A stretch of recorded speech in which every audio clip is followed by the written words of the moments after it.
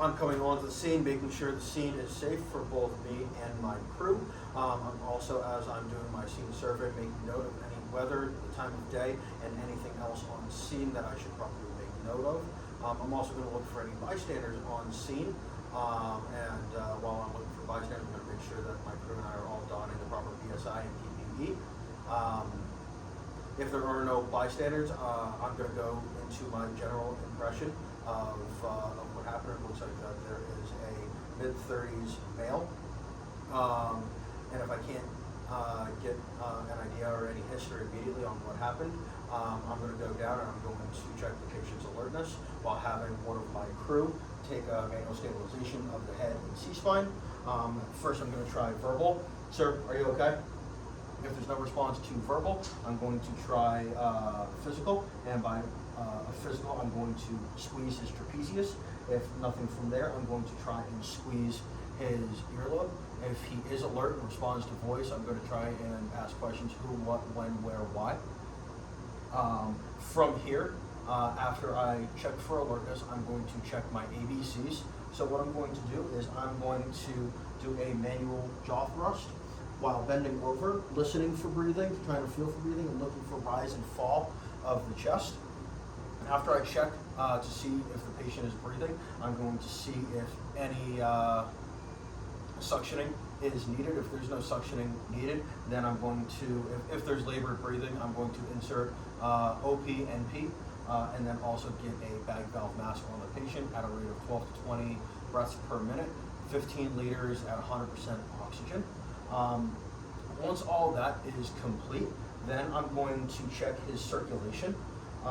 As I'm moving down to check his circulation, I'm going to check his neck to look for JVD or any tracheal deviation. If I find any, I'll go into treating that. And then I'm also going to expose the chest, making note of any DCAT, BLTS. Then I'm going to move down to his arm, and using my index and middle finger on both, I'm going to check for a distal pulse and his carotid pulse, making note of his pulse rate. After this, I'm going to begin my chunk checks. So I'm going to go down the patient, frequently checking my gloves for any hemorrhaging. If I find any, I will begin immediately trying to stop that from happening. Then after the legs, I'll move up. I'm going to check each arm.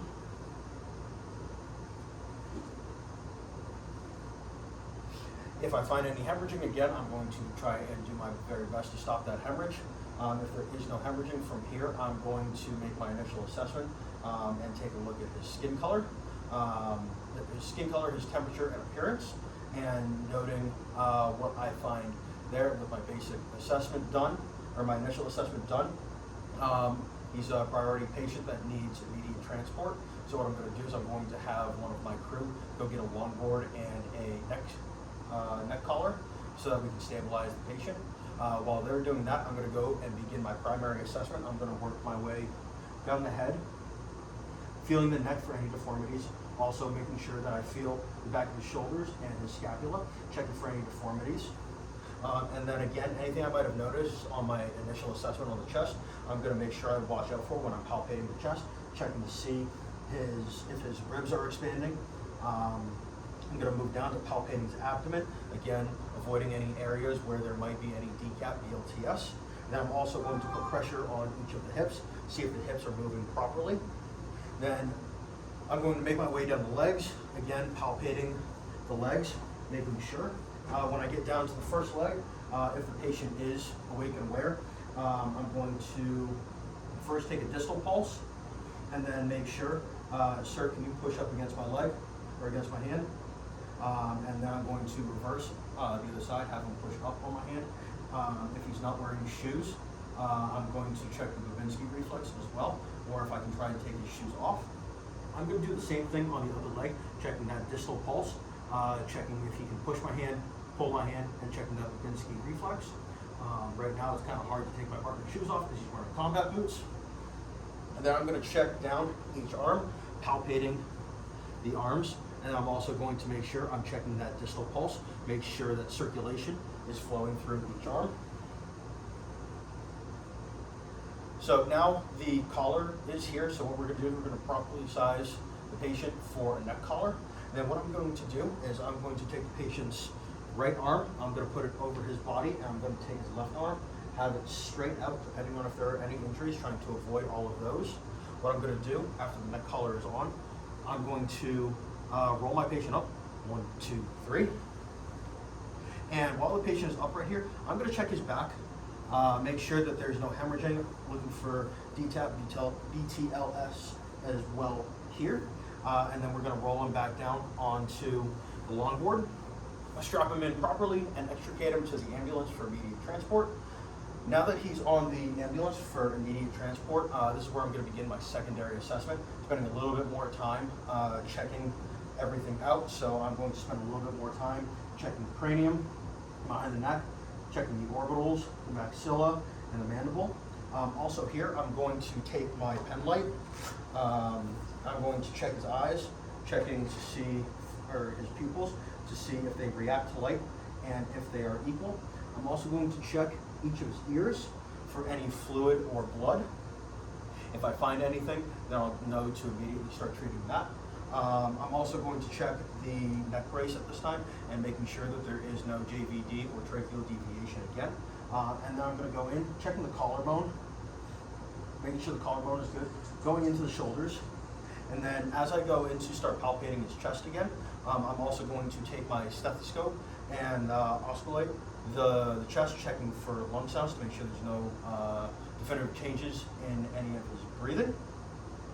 Remove those, and then I'm going to go back down, again checking the rib cage, avoiding any injuries that I might have found earlier.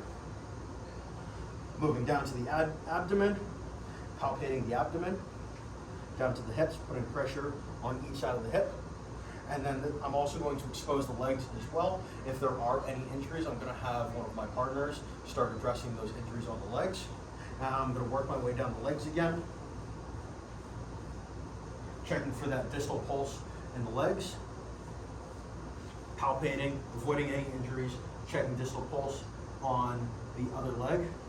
Now I'm going to come back up over to his arms. I'm also going to make sure that I grab my blood pressure cuff.